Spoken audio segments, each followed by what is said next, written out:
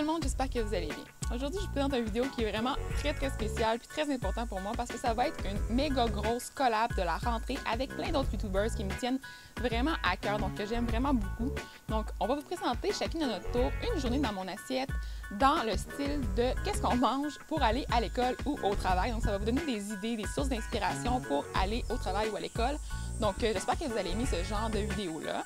Et si vous aimez ça, donnez-moi un pouce en l'air. N'oubliez pas de vous abonner à la chaîne des filles qui vont être dans la description en bas. Puis on va commencer sans plus tarder dans le fond avec mon vidéo aujourd'hui. Demain, ça va être la vidéo de Justine Brouillette, donc demain lundi. Ensuite, le mardi, ça va être la vidéo de Laurie Côté. Le mercredi, ça va être la vidéo de Rosalie Lefebvre. Ensuite, le jeudi, ça va être la vidéo de Camélia Gill. Le vendredi, ça va être la vidéo de Maude Hamel. Ensuite, le samedi, ça va être Ariane DL. Et pour finir avec la vidéo de Michel Bienvenue qui va être le dimanche 4 septembre. Donc, normalement, si tout va bien, vous allez avoir une vidéo à chaque jour et j'espère que ça va vraiment vous intéresser.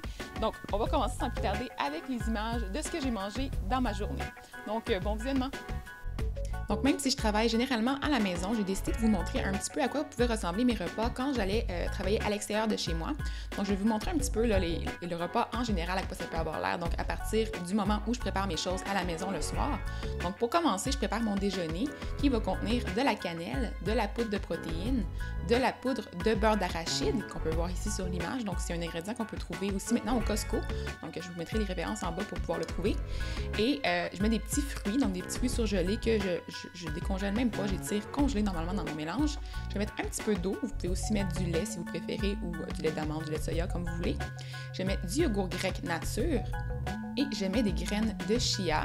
Ensuite, je vais me préparer un petit granola pour mettre ça au-dessus de mon yogourt. Donc, je vais mettre les haricots de soya rôtis. Je vais aussi mettre du blé soufflé comme ça. C'est vraiment peu calorique. On peut en mettre une tonne. Là, puis sérieusement, on peut avoir l'impression de manger vraiment beaucoup finalement. Puis il n'y a pas beaucoup de calories. Donc c'est super le fun. Donc là, pour commencer, je vais prendre un pot qui va se refermer. Généralement, c'est pas nécessairement ce pot-là. Je prends souvent un pot de yogourt récupéré. Donc ils sont assez faciles à utiliser là, et ça coule pas. Et je vais mettre le yogourt dans le fond. Je vais mettre la poudre de protéines, la poudre de beurre d'arachide par-dessus. Et là, comme je vous dis, je prépare tout ça la veille, donc c'est vraiment là comme je mélange ça la veille et je laisse ça au réfrigérateur. Donc je vais ajouter moi je mets de l'eau normalement, mais vous pouvez aussi mettre du lait si vous voulez. Et je vais brasser le tout comme ça pour pouvoir savoir un petit peu la quantité d'eau qu'il faut ajouter. Donc moi, je vais vraiment à l'œil parce que ça change souvent à chaque journée. Là, des fois, je sais que j'ai plus faim, des fois, j'ai moins faim. Donc, je fais un mélange à peu près la quantité que je veux et je rajoute l'eau un petit peu pour avoir une consistance un peu plus liquide. Donc, je rajoute un petit peu plus d'eau encore. Et là, je vais pouvoir avoir la consistance que je veux pour pouvoir ajouter mes graines de chia. Donc, je vais ajouter une bonne cuillère et un petit peu plus qu'une cuillère par-dessus.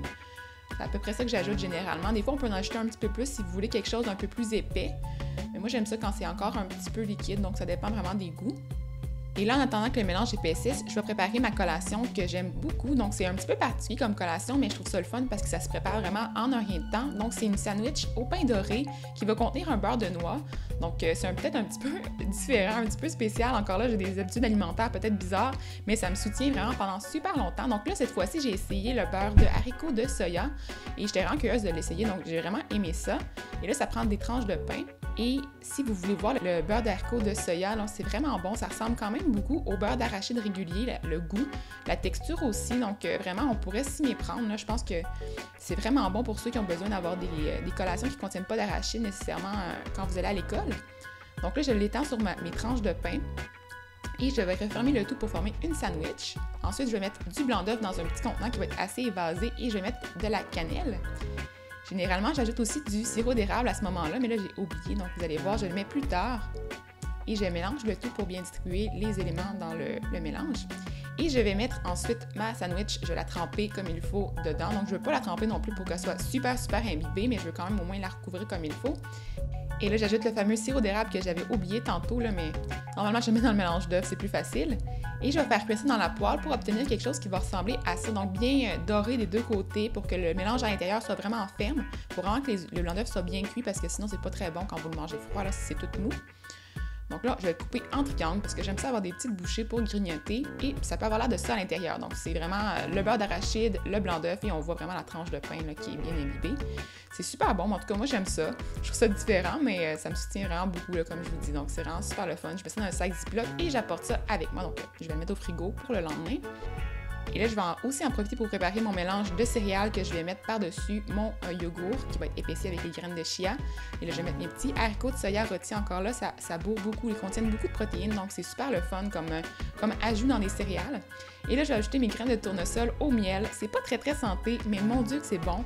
Ça ajoute une petite touche sucrée à mon petit granola sur le dessus. Puis je trouve ça vraiment bon, là, justement, parce que les céréales de blé soufflé sont pas très sucrées, donc c'est le fun d'avoir un petit côté sucré au déjeuner.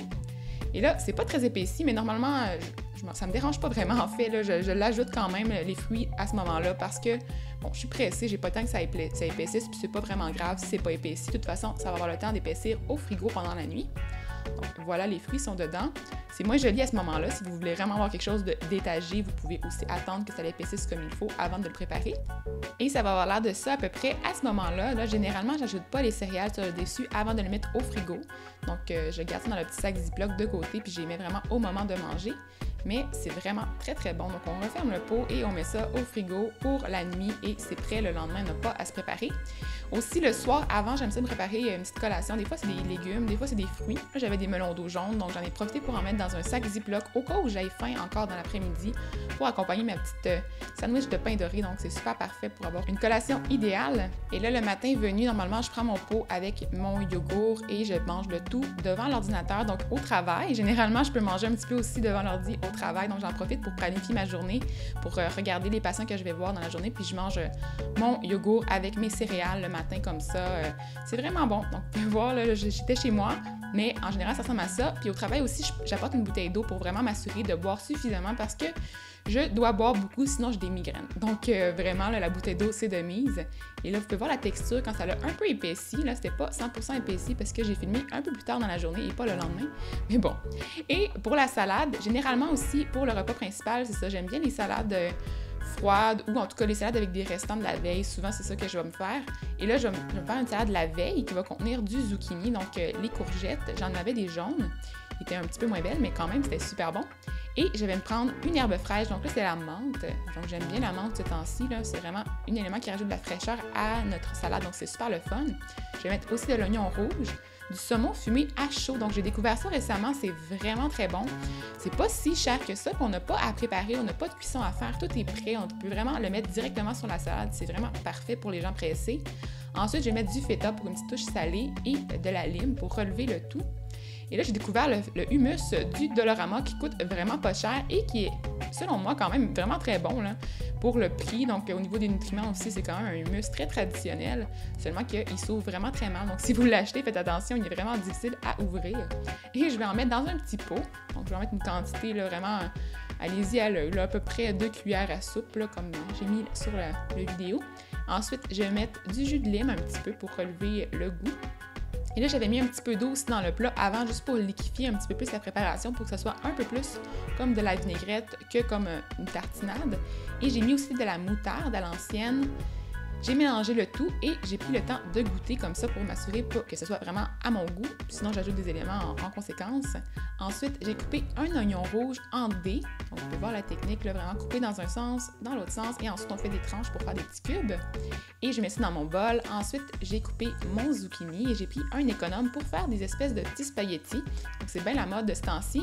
Je sais qu'il y a des spiralizers, en tout cas, je peux en prononcer, qui existent pour faire des vrais spaghettis là, en tournant le zucchini dans la machine, mais j'en avais pas et j'ai le petit économe comme ça là, qui fait les spaghettis quand même du Dollarama. Il n'y en a pas en ce moment, j'ai essayé d'aller en chercher d'autres, il n'y en a plus, mais il est vraiment pratique, ça se vendait en paquet de 3 puis ça coûte vraiment pas cher, mais en tout cas ça n'existe plus en ce moment, là, mais j'espère que ça va revenir. Si quelqu'un voit ça, là, vraiment ça vaut la peine, c'est vraiment cool comme instrument de cuisine. Ensuite, je vais mettre le tout dans le bol et je vais ajouter du poivre, je vais aussi ajouter mon saumon.